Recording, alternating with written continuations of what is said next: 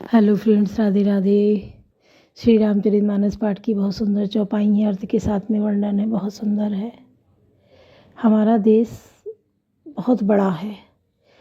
जितने देश होते हैं उतना मेरा प्रदेश है, उत्तर प्रदेश। जितने इसके बराबर बहुत सारे देश हैं, तो हमारा भारत देश बहुत बड़ा है, बहुत विशाल है। उसका हृदय भी बहुत विशाल है, क्योंकि हमारे देश को माता का दर्जा दिया गया है और माँ का सम्मान हर कोई करता है।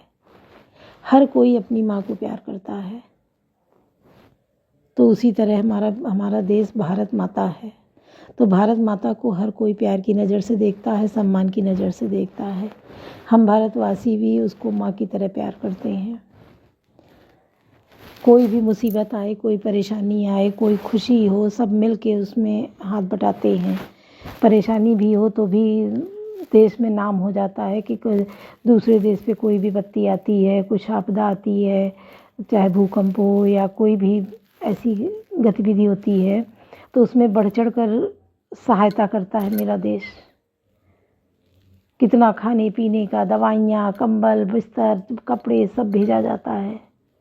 और अगर भारत देश में ही कोई ऐसी विपत्ति भी आ गई है, जैसे कोरोना काल आया, तो भी बहुत धैर्यपूर्वक काम लिया।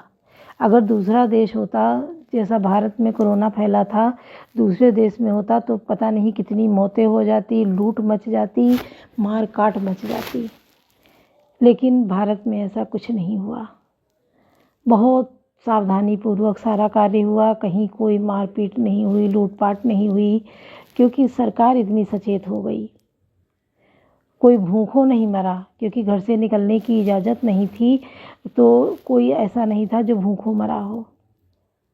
सबको खाना पहुंचाया गया, पानी पहुंचाया गया, सबको दवाइयाँ दी गई, वैक्सीन लगी। उस समय का तो ऐसा था जैसे लग रहा था कि पता नहीं क्या होगा, कि आधे लोग तो साफ ही हो जाएंगे, चले जाएंगे, ऐसा हाल था। सोच के देखो, रोंगटे खड़े हो जाते हैं। तो देश ने अपने ही देश में नहीं, दूसरे देशों में भी कोरोना की वैक्सीन दी है और लोगों को बचाया है। ऐसे इतनी भरमार है, पॉपुलेशन इतनी ज़्यादा बढ़ी है कि सफाई होनी है। कम करने के लिए कहीं कोई महामारी आ रही, कहीं कोई महामारी आ रही है। पहले पोलियो कितना खतरनाक था। हर चौथे घर में, हर 10वें घर में पोलियो ग्रसित था। हर गांव में पोलियो ग्रसित थे लोग। उस पर जीत हो गई है। पोलियो पूरी तरह से मिटा दिया गया है, पूरा जड़ से ख़त्म हो गया है पोलियो। टीबी एक महामारी थी, जानलेवा बीमारी थी। जिसको हो गई तो बस समझ लो कि उसके फेफड़े छलनी हो गए, चला गया। लेकिन आज टीबी पे भी पूरा कंट्रोल हो गया है और इसको ख़त्म कर दिया गया है। कोरोना आया, कोरोना में कितनी बड़ी महामारी फैली। तो कोई ना कोई ऐसे वायरस आ रहे हैं जिनको अपने चपेट में लोगों को ले रहे हैं। एक को ख़त्म करो, दूसरा खड़ा है मुंह फैलाए, उससे बड़ा मुंह फैला लेता है वो। तो हमें इन सब से बचने के लिए हमें खुद को सचेत रहना होगा। अपनों को बचाने के लिए खुद सचेत रहना होगा। उसके लिए खान पान पे बहुत ध्यान देना होगा कि उल्टा सीधा खान पान ना हो। पैकिंग की चीज़ें आ रही हैं, सालों पुरानी होती हैं, उनमें क्या बैक्टीरिया पनप गया है, कौन से कीटाणु भर गए हैं, और उसको लाके आप खा रहे हो अपने घर में।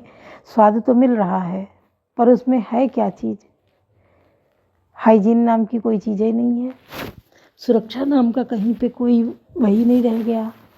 खाने पीने में, सब्जियों में केमिकल, फलों में केमिकल, दूध, हर चीज़ तो मिलावट है। पैसा हम पूरा दे रहे हैं लूटने के लिए। कितना पैसा लूटोगे? दवाइयाँ तक तो नकली आ रही हैं कि इंसान को बचाने के लिए लोग खेत बेच देते, जेवर बेच देते कि हमारा इंसान बच जाए। उसमें क्या है, नकली दवाइयाँ पहुंच रही हैं तो वो असर ही नहीं कर रही हैं।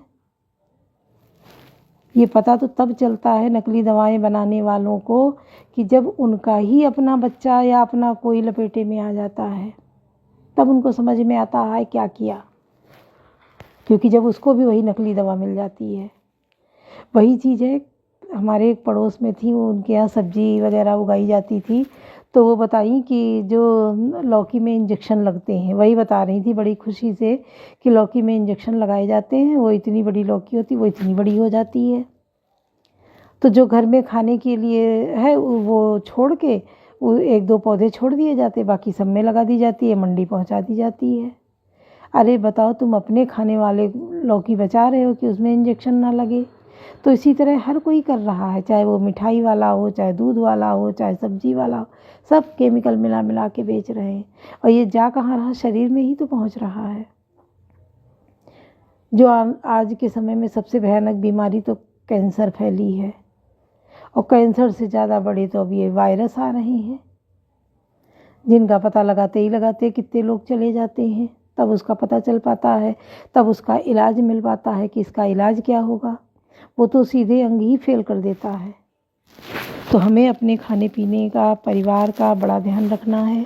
जो सबसे बड़ी बात तो ये भी हो गई है, जो शादी ब्याह में ये जो भच्चा भच्च सब चलने लगा है कि गिद्ध भोज जो चलने लगा है, ये गिद्ध भोज कहा जाएगा कि सब उल्टे सीधे हाथ, कोई कैसे ले रहा, कोई कैसे ले रहा है, सब सजा के लगा दिया जाता है और लोग भरे चले जा रहे हैं, खा रहे हैं, पी रहे हैं। पहले कुछ लोग हाथ पैर धो के और खाना परसते थे, सब लोग खाने वाले बैठते थे, उनके आगे वो पत्तलों में खाना दिया जाता था कि खाया और वो पत्तल हटा दी गई। अब क्या होता है, वही टब में पानी भरा है, प्लेटें गई उसी में डुबाई गई, कपड़े से पोंछ के लगा दी गई, पता नहीं साफ पानी से धुली कि नहीं धुली, वही गंदे पानी में। वो खाना कितना नुकसानदायक है कि पता नहीं। हम तो कहते हैं अभी भीड़ कम हो जानी चाहिए पार्टी और शादी पार्टी की, बहुत अपने लोग बुलाने चाहिए, गिने चुने बहुत कम लोगों को आमंत्रित करना चाहिए। जो साफ़ सुथरा भोजन हो, स्वच्छ हो और साफ़ सुथरा भोजन खाया जाए। खाली इतने सीमित लोगों को बुलाओ, इतनी बड़ी दावत दो ही ना कि जिसमें ये सब हो, गंदगी फैले। तो इन चीज़ों से बचना है, लोगों को बचाना है, बीमारियों से अपने को बचाना है, क्योंकि सातों सुख होते हैं, अगर बीमारी शरीर में लग गई तो सब बेकार है, सारे रस फीके हो जाते हैं। जिसको बीपी है नमक नहीं खा सकता है, हार्ट पेशेंट है चिकना तला नहीं खा सकता है, शुगर पेशेंट है मीठा नहीं खा सकता है, तो खाए क्या इंसान। सारे रस तो उसके चले गए, मीठा भी गया, नमकीन भी गया, मिर्च मसाला भी गया, सब कुछ गया। कोलेस्ट्रॉल वगैरह है तो तेल मसाला चिकना सब कुछ चला गया, सारे रस उसके फीके हो गए, वो खाए क्या। तो हमें सचेत रहना है, अपने बच्चों को इन चीज़ों से बहुत बचाना है, क्योंकि हमारे बच्चे ही जो है हमारे ज़िंदगी हैं।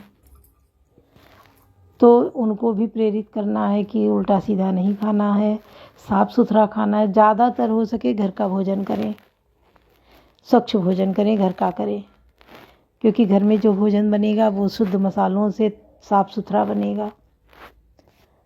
तो इन बीमारियों को बचाएं।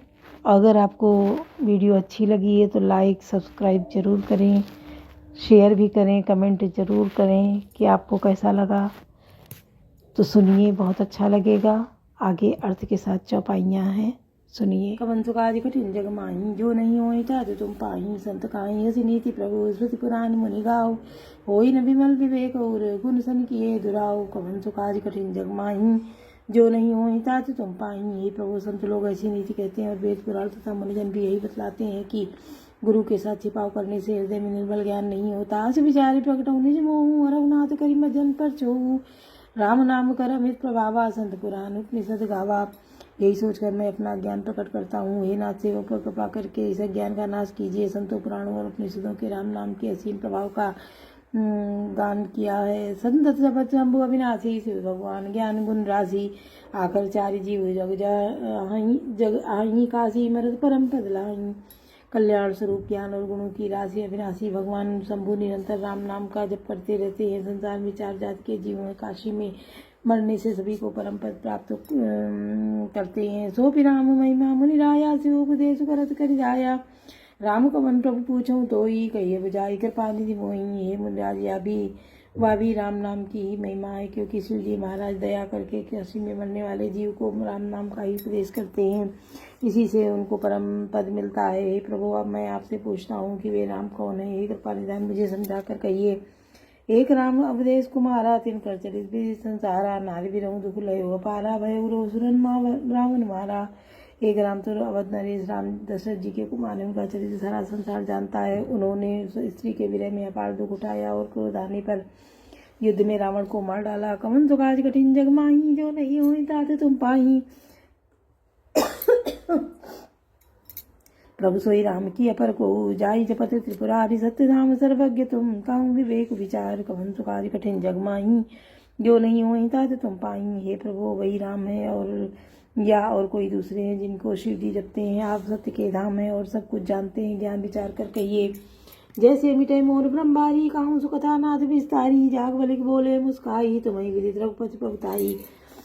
हे नाथ, जिस प्रकार से मेरा यह भारी भ्रम मिट जाए, आप वही कथा विस्तार पूर्वक कहिए। इस पर याज्ञवल्क्य जी मुस्कुरा कर बोले, श्री रघुनाथ जी की प्रभुता को तुम जानते हो। राम भगत तुम मन क्रम वाणी, चतुराई तुम्हारी मैं जानी, चाहूँ सुने राम गुण गूढ़ा, किनहु प्रश्न मनहु अति मूढ़ा। तुम मन वचन और कर्म से श्री राम जी के भक्त हो, तुम्हारी चतुराई को मैं जान गया। तुम श्री राम जी के इस रहस्यमय गुणों को सुनना चाहते हो, इसी से तुमने ऐसा प्रश्न किया, मानो बड़े ही मूढ़ हो। तात सुनहु सादर मनुलाई, कहूँ राम कह कथा सुहाई, महामोह मही से सुविशाला, राम कथा कारिका कराला। हे तात, तुम आदर पूर्वक मन लगा कर सुनो, मैं श्री राम जी की कथा सुंदर कहता हूँ। बड़ा भारी अज्ञान विशाल महिषासुर है और श्री राम जी की कथा उसे नष्ट कर देने वाली भयंकर काली जी है। राम कथा सच किरंद माना, संत चकोर करें जय पाना, ऐसे संजय कीन भवानी, महादेव तब कहा वखानी।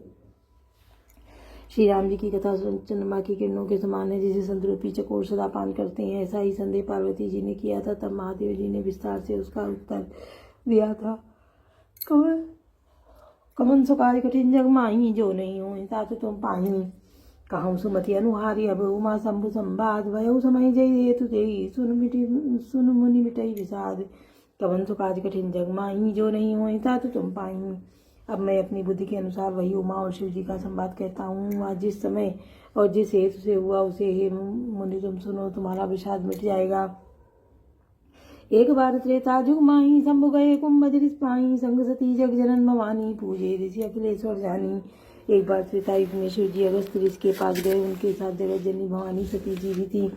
ऋषि ने संपूर्ण जगत के ईश्वर जानकर उनका पूजन किया। राम कथा मुनि वर्ज कहानी, सुनी महेश परम सुख मानी। ऋषि पूछी हरि भगत सुआई, कही शंभु अधिकारी पाई। मुनीश्वर अगस्त्य जी ने राम कथा विस्तार से कही, जिसको महेश्वर ने परम सुख मानकर सुना। फिर ऋषि ने शिव जी के सुंदर हरिभक्त पूछी और शिव जी ने उनको अधिकारी पाकर रहस्य सहित भक्ति का निरूपण किया। कहा सुनत रघुपति गुण गाथा, कछु दिन ता रहे गिरिनाथा, मुन सब विदा मांगी त्रिपुरारी, चले भवन संग दक्ष कुमारी। श्री रघुनाथ जी के गुणों की कथाएं सुनते कहते कुछ दिनों तक शिव जी वहाँ रहे। फिर मुझसे विदा मांगकर शिव जी ने दक्ष कुमारी सती जी के साथ घर कैलाश को चले। कहीं अवसर भंजन मही बारा, हरि रघुवंश लीन अवतारा, पिता वचन तजिरा दासी, दंडक वन विचरता विनाशी। उन्हीं दिनों पृथ्वी का भार उतारने के लिए श्री हरि रघुवंश में अवतार लिया था। वे अविनाशी भगवान उस समय पिता के वचन से राज्य का त्याग करके तपस्वी का साथ हुए दंडक वन में विचर रहे थे। कवन तो काज कठिन जग माही, जो नहीं होई तात तुम पाई। हृदय विचारत जात हर के ही दर्शन होई, गुप्त रूप अवतर्यो प्रभु, गए जान सब कोई। कवन तो काज कठिन जग माही, जो नहीं होई तात तुम पाई। शिव जी हृदय में विचारते जा रहे थे कि भगवान के दर्शन मुझे किस प्रकार हो। प्रभु ने गुप्त रूप से अवतार लिया है, मेरे जाने से सब लोग जान जाएंगे। कवन तो काज कठिन जग माही, जो नहीं होई तात तुम पाई। शंकर रति क्षोभु सती न जाने, मरम सोई तुलसी दर्शन लो, मंडर लोचन लालची। कवन तो काज कठिन जग माही, जो नहीं होई तात तुम पाई। श्री शंकर जी के हृदय में इस बात को लेकर बड़ी खलबली उत्पन्न हो गई, परंतु सती जी इस भेद को नहीं जानती थी। तुलसीदास जी कहते हैं कि श्री शिव जी के मन में भेद खुलने का डर था, परंतु दर्शन के लोभ से उनके नेत्र ललचा रहे थे। बोलो सियावर रामचंद्र की जय, पवन सुत हनुमान की जय, लाडले लखन लाल की जय।